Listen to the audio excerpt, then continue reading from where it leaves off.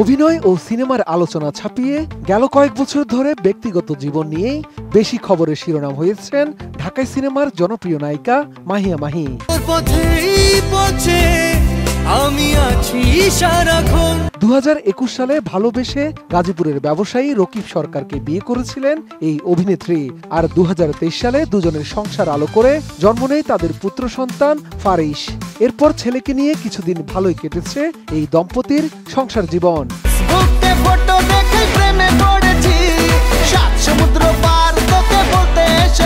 এর মাঝে 2024 সালের শুরু থেকে রকিব মাহির সংসারে ফাটল ধরে।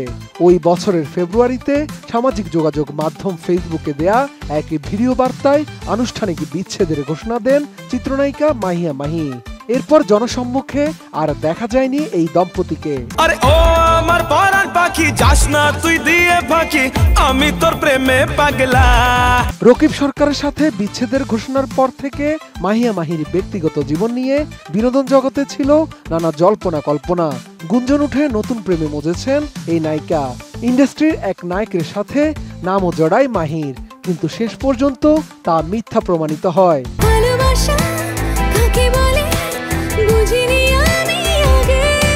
সম্প্রতি সব গুঞ্জনের অবসান ঘটিয়েছেন এই আলোচিত অভিনেত্রী। অনেকটাই নাটকীয়ভাবেই তিনি ভক্তদের সুখবর দিলেন।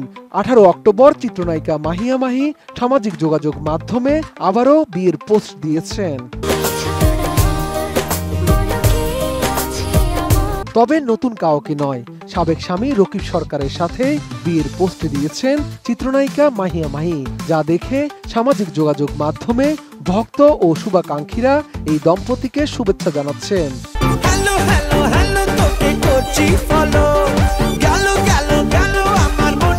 বিজলি কেবলসের স্কিন কোটেড ইনসুলেশন আগুন প্রতিরোধী। বিজলি কেবলস, নিরাপদ আজীবন। মূলত সাবেক এই দম্পতির আবারও এক হওয়ার আভাস পাওয়া যায় গত 13 অক্টোবর। এদিন হঠাৎ করেই নিজের সামাজিক যোগাযোগ মাধ্যম ফেসবুকে রকিব সরকার এবং সন্তানের সঙ্গে দুটি ছবি পোস্ট করেন এই অভিনেত্রী, যার ক্যাপশনে মাহিয়া মাহি লিখেন মাশাআল্লাহ, সঙ্গে জুড়ে দেন ভালোবাসার ইমোজি।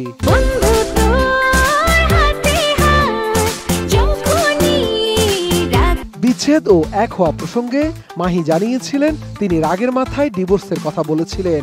আসলে তাদের ডিভোর্স হয়নি, নিয়মিত যোগাযোগ হচ্ছে।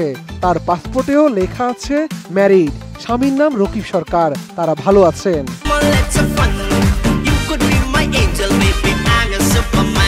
1.5 বছরের ব্যবধানে মাহিয়া মাহির দুই ধরনের বক্তব্য অনেকেই ভালোভাবে নেয়নি। নায়িকার ঘনিষ্ঠজনদের কেউ কেউ বলছেন বর্তমানে যুক্তরাষ্ট্রে অবস্থান করা মাহি সেখানকার বিশেষ কোটায় নাগরিকত্বের আবেদন করেছেন, সেই কারণে হয়তো এমন কৌশলের আশ্রয় নিয়েছেন।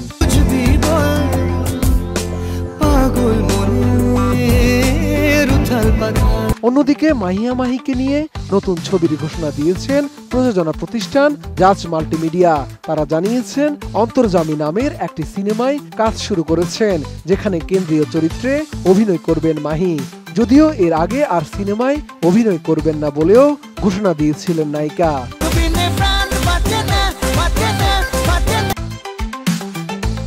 শাহাদাত রিফাত, ATN নিউজ।